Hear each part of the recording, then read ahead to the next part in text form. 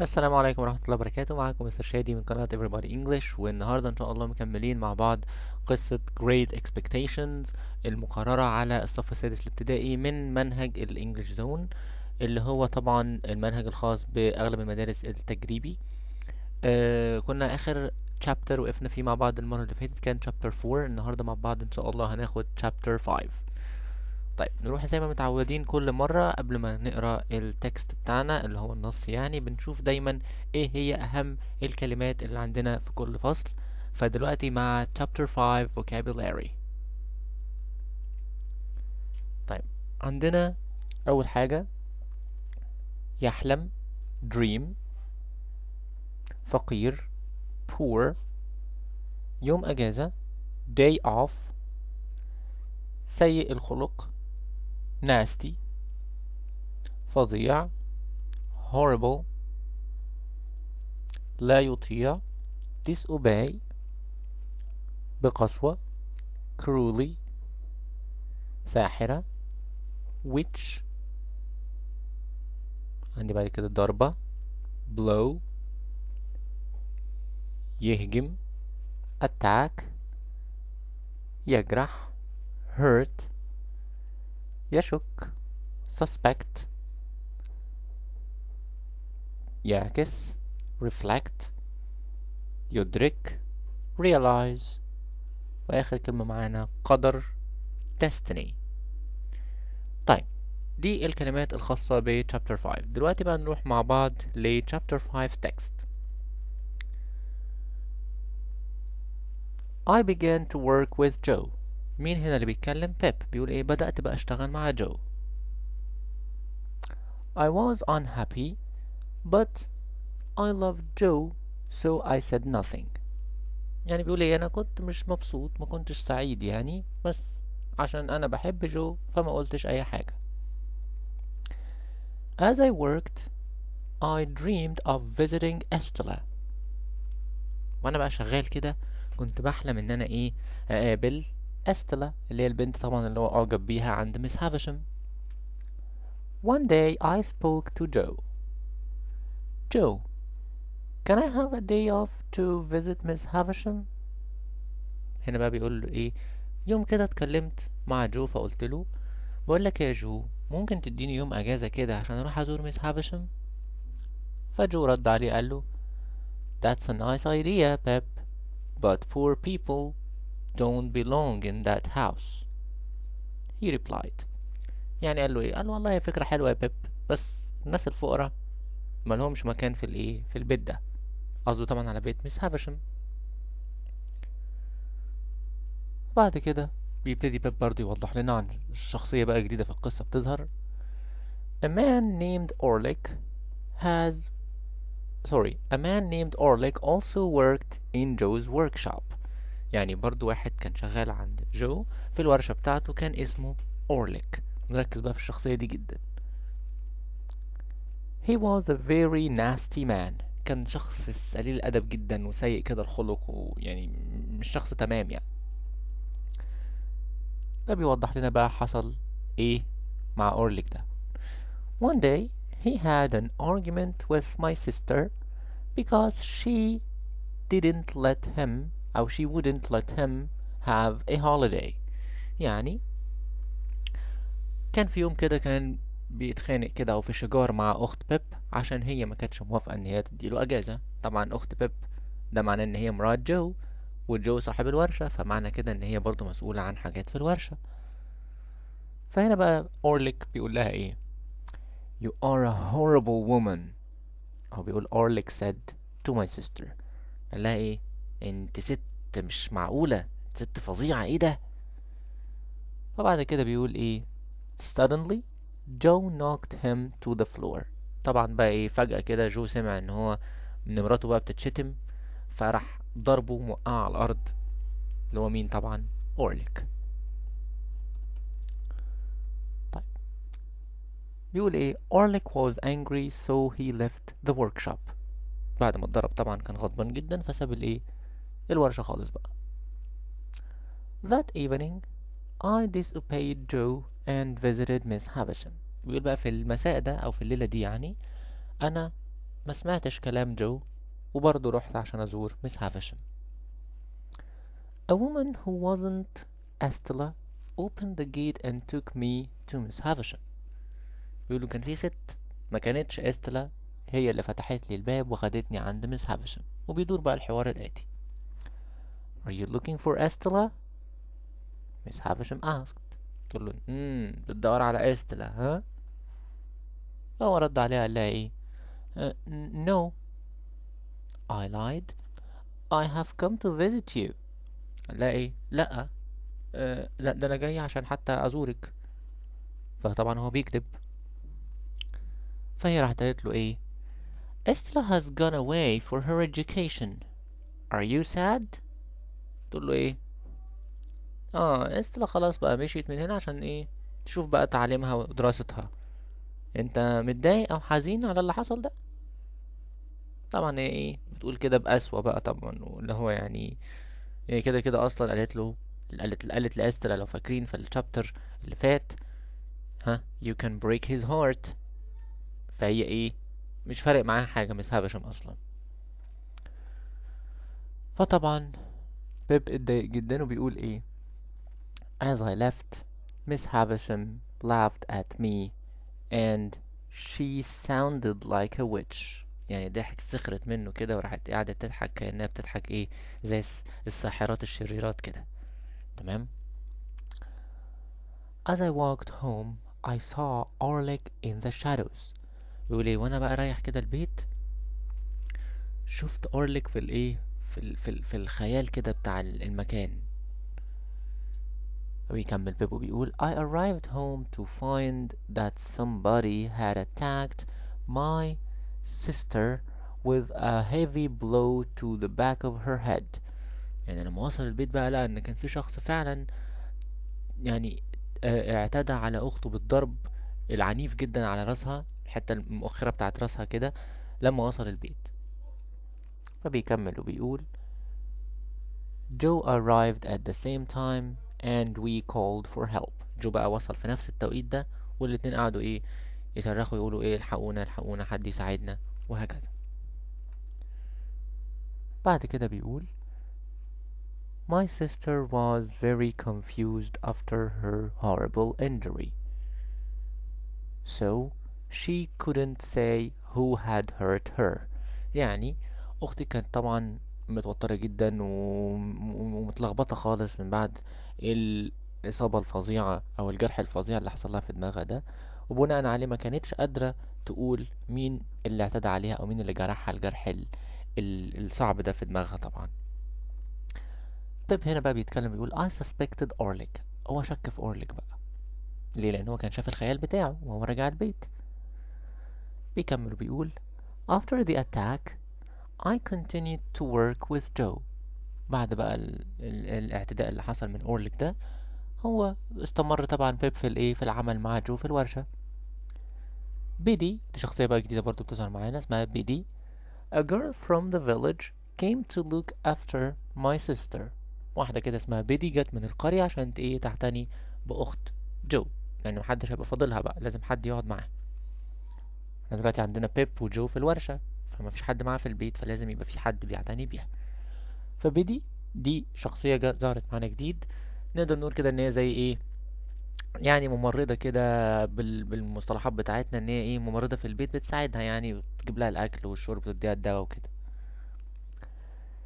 فهنا بيب بيوصفها بقى بيقول ايه she was not beautiful like Estella but she was pleasant and sweet tempered. يعني هي ما كانتش جميلة طبعا زي استلا ولكن كانت ايه حد كده حبوب وبشوش كده وكانت مزاجها ايه على طول هادي كده وجميل.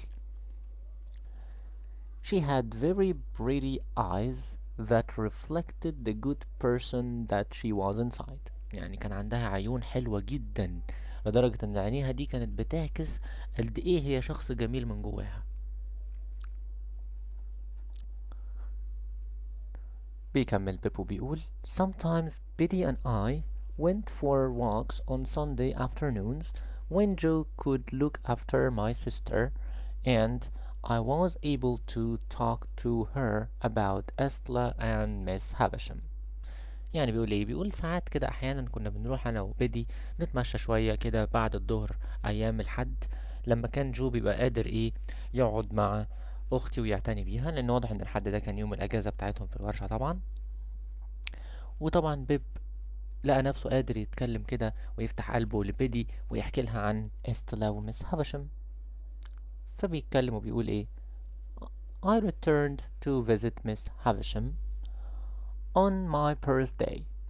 بدأ بقى يرجع لها تاني يزورها، اللي هي مس هافشم طبعا، وراح لها ايه يوم عيد ميلاده كده، يعني قال يمكن لعل وعسى كده تديني حاجة او اشوف استلا يعني. ولكن بيكمل وبيقول Estella was still away and Miss Havisham was cruel again. يعني استلا ما كانتش لسه رجعت برضه، وبرضه كانت مس هافشم من المرة التانية بتبقى قاسية معاه جدا في التعامل. She gave me a pound for my birthday and sent me home. يعني قالت له خد الجنيه هو اللي انت جاي عشانه اصلا، ويلا ايه روح على البيت يا حبيبي. طبعا يعني طفل في عمر بيب رايح عشان عيد ميلاده ومفروض حاجة يعني تبسطه، بس هي طبعا كانت قاسية جدا معاه. بيكمل بيب وبيقول Biddy was in the kitchen when I arrived home. بيدي كانت ايه في المطبخ بتحضر بقى الاكل لما هو وصل. I told her where I have been. فانا قلت لها انا كنت فين. She looked surprised and said you should stop chasing Estella. She will break your heart. قالت له بص بقى، انا مندهشه بصراحه من اللي انت بتعمله ده يا بيب، بطل بقى تطارد استلا لان هي هتكسر لك قلبك. حد دلوقتي من الطلبه هيقول لي طب وهي عرفت منين؟ الستات بقوا بيحسوا ببعض. تمام.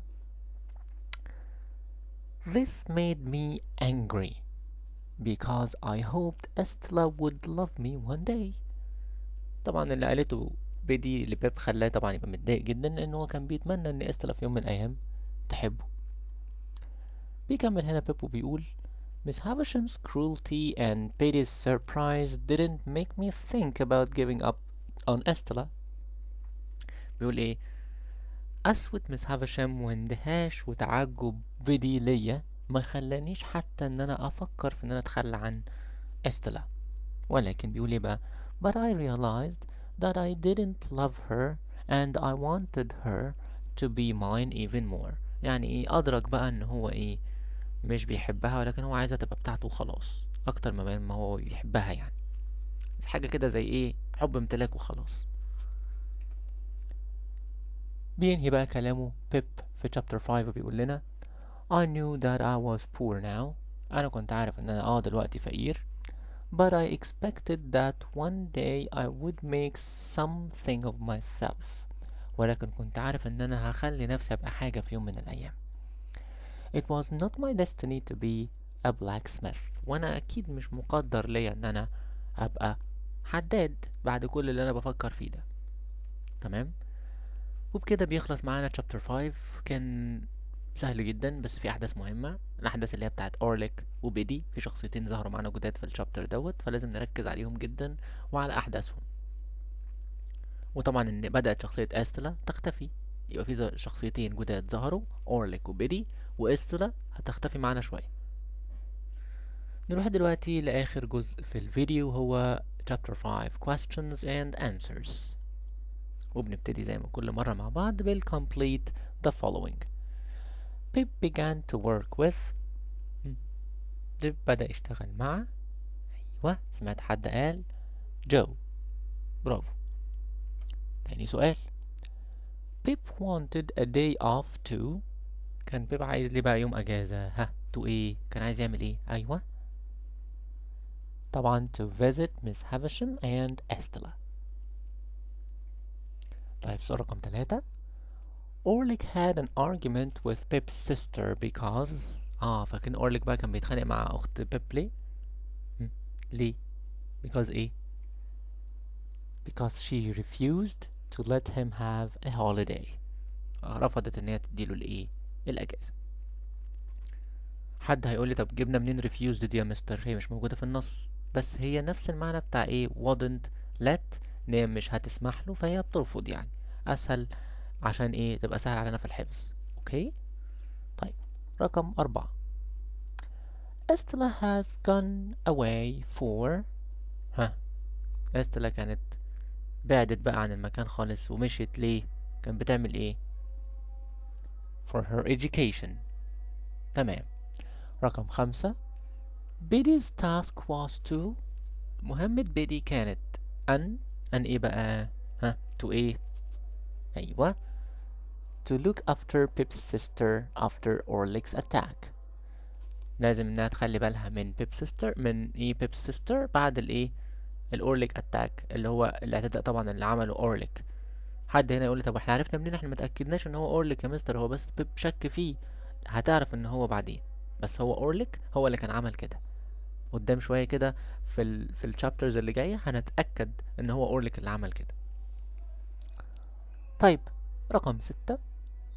Pip was given 1 pound on his birthday by بيب كان في حد اداله كده جنيه يوم عيد ميلاده. كان مين؟ ايوه برافو، حد قال مس هافشم. صح جدا، هي مس هافشم. طيب سؤال رقم 7، اخر سؤال عندنا في الكومبليت، بيقول Pip's destiny wasn't قدر بيب بقى ما كانش ايه؟ ايوه wasn't to be a blacksmith. مش ان هو يكون حداد، وهو فعلا مش هيكون حداد، هيكون حاجة كبيرة جدا في الفصول اللي جاية. طيب نروح بعد كده لتاني نوع من الأسئلة معانا اللي هو read the quotation then answer the following questions. وأول quotation عندنا هي Joe, can I have a day off to visit Miss Havisham? طيب فهنا بقى who said this to whom؟ طبعا to whom واضحة جدا. What was Joe's response؟ كان ايه رد جو؟ where were they then؟ وكانوا فين ساعتها؟ طبعا الإجابة بيب هو اللي قال الكلام ده لجو، وكان رد جو ساعتها قال له بنقول ايه بقى؟ جو said that's a nice idea but poor people don't belong in that house. وكانوا فين؟ they were in Joe's workshop. كانوا في الورشة طبعا. quotation رقم 2 You're a horrible woman. فاكرين اللي قال كده؟ who said this to whom؟ Why did the speaker say so؟ ليه قال كده؟ اللي بيتكلم ليه قال كده للشخص اللي بيكلمه؟ What did the speaker do to the receiver later on؟ اللي بيتكلم بقى عمل ايه للمتلقي بتاع الكوتيشن دوت فيما بعد؟ طبعا اللي قال كده كان أورليك لبيب سيستر. هي طبعا ملهاش اسم، بس في ناس ممكن تقولها ميس جو عادي جدا. ماشي، او ميس جاجرز. تمام. لا سوري، ميس جاجرز. ميس جاجرز لا، هو جارجري، لان هو اسمه جو جارجري، فهنا مش هنقول كده، ممكن نقول ميس جو او بيب سيستر على طول، ما نلخبطش نفسينا. اوكي، يبقى اورليك تو بيب سيستر. طب كان ليه قال لها بقى كده؟ because she refused طبعا to let him take a holiday or have a holiday. بعد كده عمل لها ايه؟ اللي هو المتكلم بقى عمل ايه للمتلقي او للمستمع؟ he attacked her and blew the back of her head. وخبطها على دماغها طبعا ايه؟ في مؤخرة دماغها كده. طيب اخر quotation معانا هي are you looking for Estella؟ who said this to whom؟ where was Estella؟ وكانت فين Estella؟ how was the speaker described by the receiver after that؟ ازاي بقى اللي بتتكلم هنا اتوصفت من خلال اللي بيستمع للكوتيشن دي؟ وصفها ازاي بعد كده؟ طبعا اللي قالت الكوتيشن دي هي مس هافشم لبيب. وكانت استلا فين؟ she has gone away for her education. وبيب بقى قال ايه؟ that she sounded like a witch. كانت عاملة زي الايه؟ الساحرة. جميل جدا. بكده نكون خلصنا chapter 5 من قصة Great Expectations، القصة المقررة على الصف السادس الابتدائي مرة تانية المدارس التجريبي منهج English Zone. وإن شاء الله الفيديو اللي جاي هيكون عن chapter 6 استنوني، الفيديو اللي جاي بإذن الله هيكون مهم جدا جدا، انه هيفرق معانا في احداث القصة كلها، هيغير مجرى القصة خالص. فاستنوه، ويا ريت لو عجبكم طبعا الفيديو ما تنسوش تعملوا لايك وشير وتشتركوا في القناة، تعملوا سبسكرايب وتفعلوا جرس الاشعارات اللي هو النوتيفيكيشن بيل، عشان اول ما الفيديوهات تنزل على طول، حتى لو انت مش متابع القناة، يجيلك على طول الاشعار على الموبايل او على اليوتيوب على الكمبيوتر ان الفيديو نزل، فتبتدي حضرتك او حضرتك تشوفوه. شكرا، واشوفكم الفيديو اللي جاي ان شاء الله مع chapter 6 و Great Expectations. باي باي.